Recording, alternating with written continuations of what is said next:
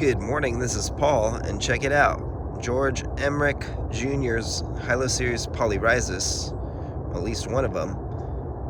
The fruit is ready. It's on day 60, and it's December 1st, so it didn't really turn its full color. It should probably turn more red in the summer. But you can see it's stunning, it's beautiful, and I'm excited to try it. So it's a little bit loose, but the problem is after day 60, you can get, the seeds will start sprouting. If you go too much farther out, they'll start sprouting in the fruit and the quality of the fruit will go down, or it just won't taste as good. So I'm excited to go try this for you today. And why is it special? Well, as you can see here, I read in Paul Thompson's book and online that George Emerich Jr. gave Paul Thompson his first hybrid seedlings, but they died in the frost at Paul Thompson's house. And I learned from California rare fruit growers that Paul Thompson and George Emerich Jr. had a competition with dragon fruit hybrids. So I'm excited to see what his other varieties will become, because we have 48 of them. Here's just a few. Look at this one. Interesting short segments. So, in addition, Paul Thompson and George Emerich Sr., George Emerich Jr.'s dad, they were best friends. So George Sr. and Paul Thompson would carpool everywhere to the meetings and stuff. So I know that I have a lot of old DNA from Mr. Emerich. So let's give it a shot. Let's give it a cut and put it in the fridge for the day and see what it tastes like.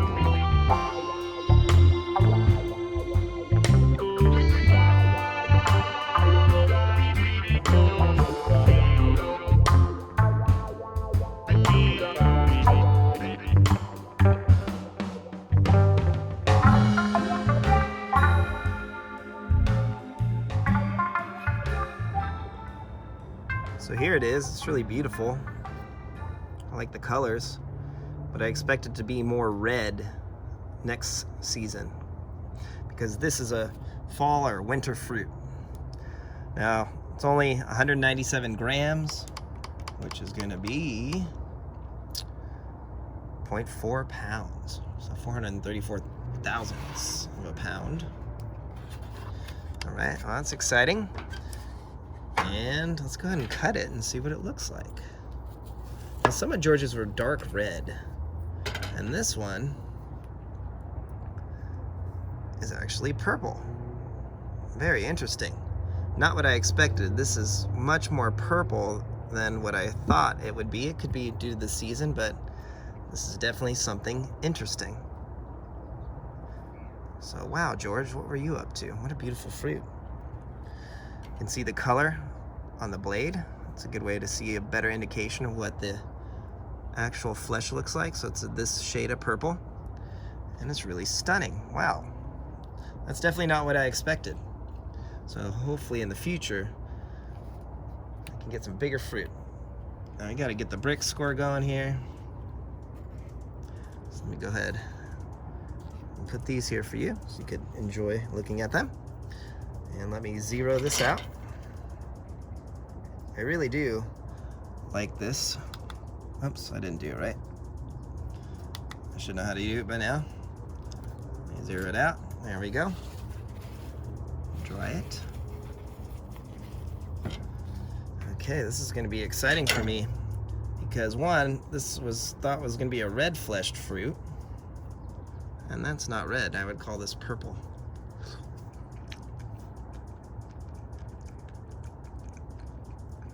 Wow, tangy, probably because it's a winter fruit, but a nice little balance of sweet. Now in the case of that, you saw it, I got some water in that, so that's no good. So I'm gonna do this piece now. Now luckily none of the seeds sprouted after 60 days on the vine. See, luckily that didn't happen. All right, let's see the grand test. Now I think it's gonna BRIX higher eventually, being that it was just on a 4-foot plant. Oh my gosh. Get a little more, I'll try this other. I have a backup pipette. There we go. Okay. So only a 12.8, but again, this is on a 4-foot plant, and it's December 1st. But I'm excited to see what this does next season. I really like it. It's complex.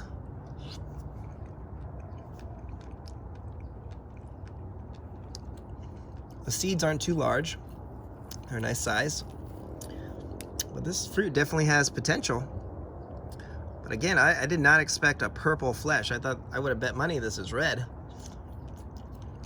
So I'll have to do some research on this plant more. But if anybody has a purple fleshed polyrhizis that looks similar to this, well, I would appreciate any comments below.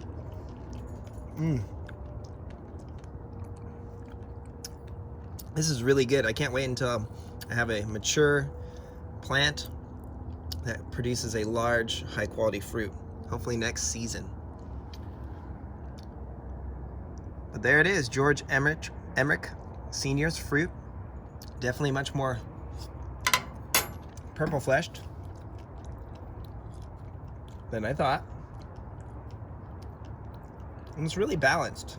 I mean, for only BRIXing at under 13. Oops, that was worthless. But for only BRIXing under 13, I gotta say, this is pretty tasty. So there it is. I hope you can see it's much more purple fleshed. Almost like a Sunta 4.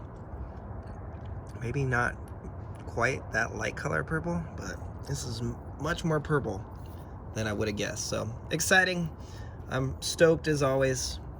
Any dragon fruit is good dragon fruit, in my opinion, especially when you grow them yourself. So there it is, George Emerich Sr.'s, Junior's fruit. First of the season from a cutting that I got 4 months ago. Okay, so here is some of the research that I've found so far. This is actually probably the best research I've found. And this is from the hard work they've done in Israel for the past, I think, 3 decades now with Hylocereus and dragon fruit. And what I find most interesting is, one, the taste column. You can see that the lowest tasting, the bitter flavor they reported on some of the Orahona, or excuse me, I should not say Orahona because Orahona tastes great to me, the Hylocereus polyrhizis. So I did notice that, but they also had some higher scores like 2.6, 2.9, which I find interesting. And you can see how they've labeled them. So in addition, you can see on Spicy Exotics website, if I search Hylocereus polyrhizis, I can look and find about a dozen ones with that family or also the DNA inside it. So that was a great first step, and I'll have to kind of inspired me to want to show you some of these plants up close because I have just about all of them and more. So anyways, back to the Israeli research. As you can see, I saved a few of these pages to share with you. And this one they called, I like to look at it by this number, 4009. And this one just looks more round, kind of like a Hylocereus costarricensis a bit. They are kind of share some of the same genetics, I believe, or they're similar. So I found that interesting. This one did not have a very high taste, reported 1.5. Now this one, 4010, is a bit different, more round. Growth looks a little bit different, but still has a lot of similarities in this grouping. And 4010 was one of the sweeter ones, reported 2.4, so it looked like they liked it more, versus this one, which was one of the bitter ones. So this one was reported bitter. You could see it's got a lot of seeds, or it's darker. And I know that George Emerich Jr. I've seen some photos of his fruit, and he had some darker polyrhizis like this too. So I expect something like that. Now I did also notice the flower bud looks different. If you notice up here, it's a little bit different than other ones that have flowered in my experience. Now this one is another bitter one that they reported. So that flower bud's kind of a teardrop shaped again. Interesting note, I thought. And versus this one, look at how the flower bud's kind of more open already. It just doesn't say closed as much as that one I showed you before. So that was something I noticed and found very interesting based off of this data. And this one, 4013, actually was the highest rated fruit flavor. And as you can see, it looks very, very similar to the one that I picked a bit early and showed you earlier. It is a bit more that pinkish, or I should say purplish color. It's hard to describe.